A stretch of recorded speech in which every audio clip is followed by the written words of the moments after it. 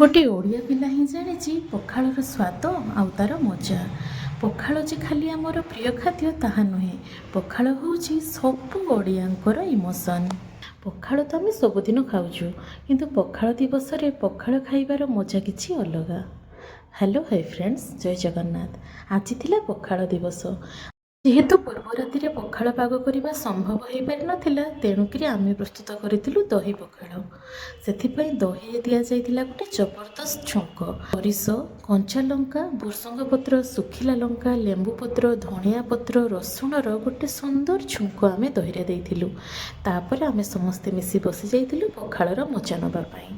पखाड़ दिवस में दही पखाड़ सहित सुंदर सुंदर तरकारी मजा नहीं सारी देखिला बेलू बाहर घटी आसला कलाहांडिया मेघ। देखु जोरे वर्षा पवन सहित केमती कुआपथर पड़ुची। यही वर्षा पाग पाई पखाड़ दिवसर मजा तो टिके अधूरा लगिला। आपण माने केमिति पखाड़ दिवस सेलिब्रेट कले निश्चिंत कमेंट रे जणाइबे।